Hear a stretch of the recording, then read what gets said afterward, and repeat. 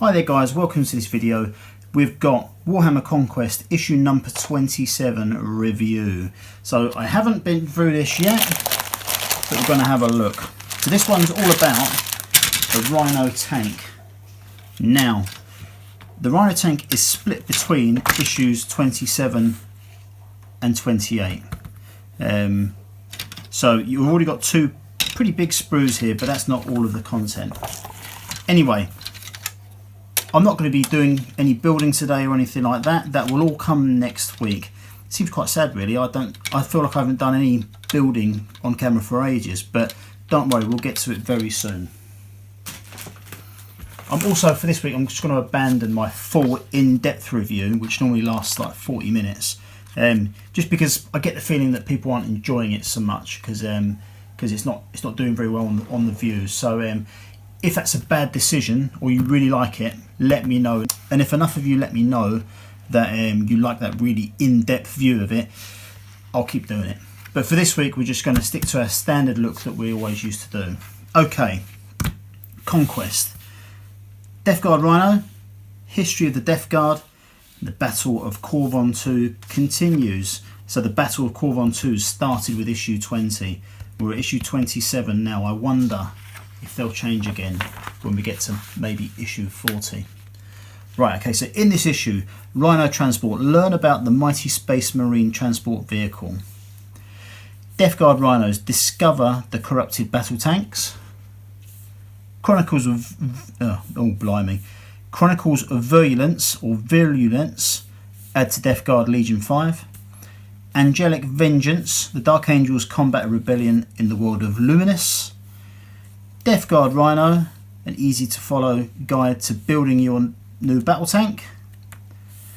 And Blockade, the Death Guard attack the Ultramarines in Blockade. So what we'll get is all of the build material, the build information will come in this issue,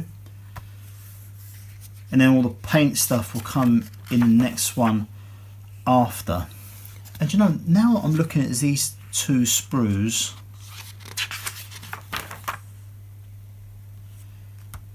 yes, so today we'll get enough to build this part, and then next week we'll get the bits and bobs to add the weapons, these spikes at the front, and a few other things.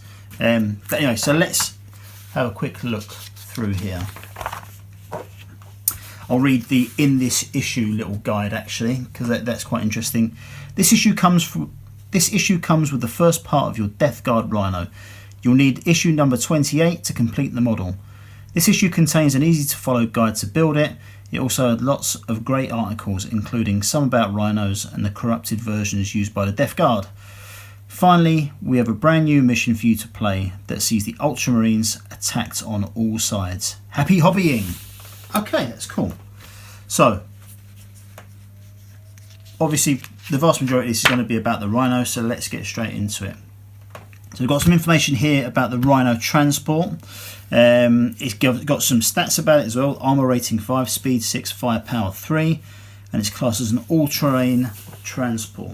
So not particularly heavily built in terms of attacking your enemies, but they're still quite good all the same. So the capacity of 10 Space Marines. The crew is 1 Space Marine. Armaments are Stormbolter, and the optional ones are Hunter Killer missiles and an additional Stormbolter. The engines are 4 thermic combustor reactors. The equipment is that it's got smoke launchers, embarkation points, top, rear and sides. And then the final note is that it cannot transport Primaris Space Marines. I assume they're too big to get in it. So this is going to be mainly to move around your Reavers and Scouts that we haven't got yet, but we'll be getting pretty soon. The Rhino is the workhorse of many Space Marine chapters. Rugged, reliable and adaptable, it has served the Adeptus Astartes as well as several of the Imperium's other military forces. Throughout its long history, it has excelled in the role as a battlefield troop transport. Good. Okay, now it's got all these different things about the markings. that you can put onto the Rhino. So for example, and this is focusing on the Primaris side. I know that what we've got is actually going to be a Death Guard one, and so it's more or less the same machine, but it has got the Death Guard symbols and that kind of stuff on it. So yeah, for the Primaris stuff, it's got arrows for battle lines, these symbols for close support, it's got fire support, veteran and command. It's got different company markings available as well, and campaign badges. So that's good. Vehicle markings. Space Marine vehicles are generally painted in the colours of their chapter. In addition to displaying the chapter's icon, the vehicle's hull is marked with unit, squad and company markings. The placement and application of these markings is often different depending on the chapter and the vehicle in question. Okay, so that's interesting.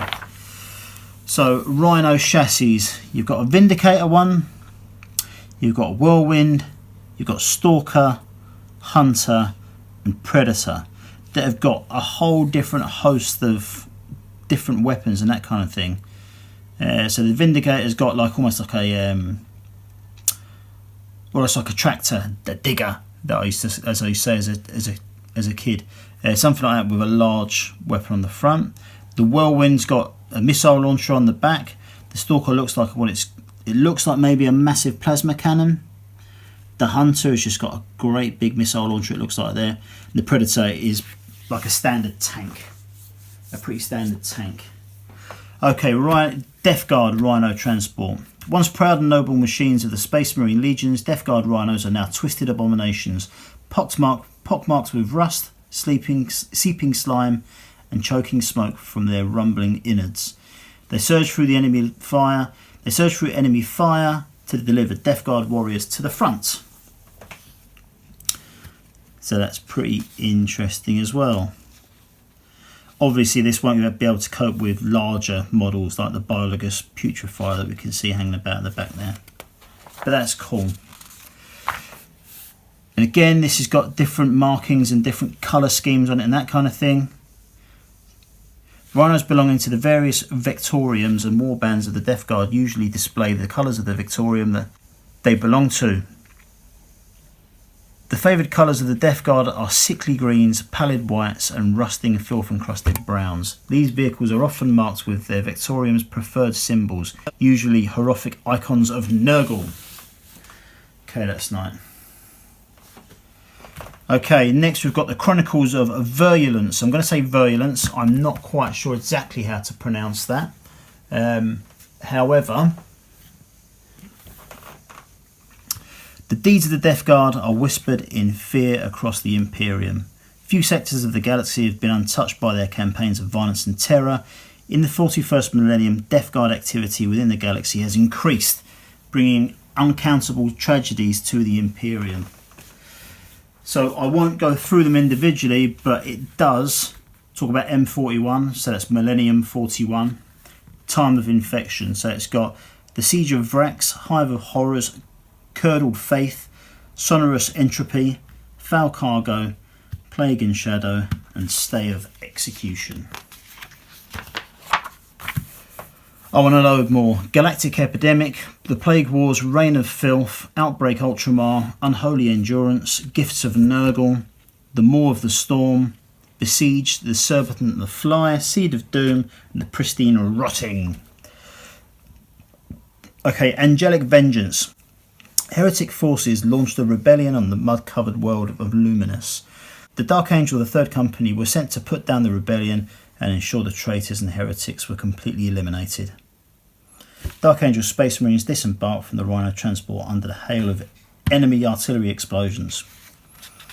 Okay, so that's good.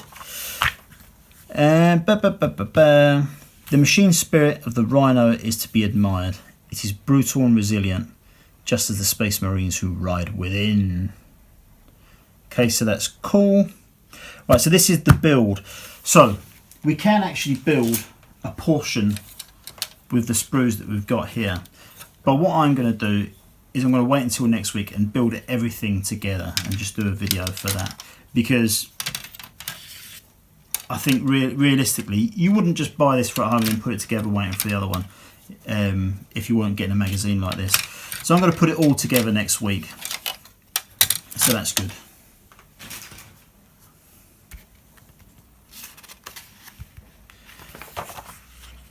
It does look good. It actually, do you know, sometimes when you see the images of these tanks and that kind of thing, you get the idea that they're going to be really big and dominate your playing space. But in reality,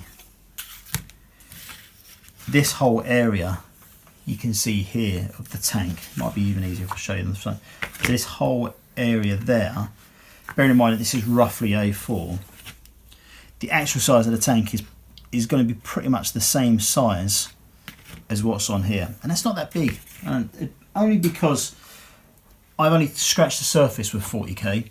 So you know, I haven't played with rhinos or anything like that. I just expected it to be bigger, but there you go. So that's the how to build, which I'll go through the whole thing next week. We've got no paint information because, you know, who's going to paint a half-built model? Okay, now we're looking at our Rules Mission 11, Blockade. The Ultramarines' assault on Barachius is well underway. The Space Marines are already in control of the two northern entrances to the city. They are now attempting to blockade the final road route in. The Death Guard must stop the Ultramarines from sealing off the city to ground forces. So this is good. So this is our little campaign page, and obviously the Death Guard is controlling a lot of areas, and the Ultramarines are going to start pushing in and trying to squash things up. So that's good. This is quite a nice little poster here. At the southern east gate of Barachius, Lieutenant Calcius leads the defence of the roadblock against the Death Guard. It's quite a decent sized force here as well. Okay, this is given as our flavour text, which ends with "Defend the roadblock," he bellowed. "Courage and honour for the Emperor." Cool. Okay, so the actual mission for roadblock. Let's see. So Space Marines, they deploy in a very thin zone right in the centre of the map. They have two objectives there, which are part of our battlefield accessories received a couple of weeks ago. So that's good. The armies is 5 Plague Marines, 12 Poxwalkers, the Tainted Cohort, and Foul Blight Spawn. So that's a decent sized force. I think it's probably as big as we've had so far. And the Space Marines are 5 Intercessors, 2 Hellblasters, 3 Aggressors, and Lieutenant Calcius. Now that is, I don't think we've had as big a Space Marine force before. 5 Intercessors, 2 Hellblasters, and 3 Aggressors. That's a lot. Lieutenant Calcius. If we remember, the closer people are to Lieutenant Calcius, the better they are, because they earn some additional stats just from being within, I can't remember, I think it might be 3 inches. Anyway, so that is the issue. So now, time to get on to the competition. The prize for this competition is issue 24 and 25, which is the Redemptor Dreadnought.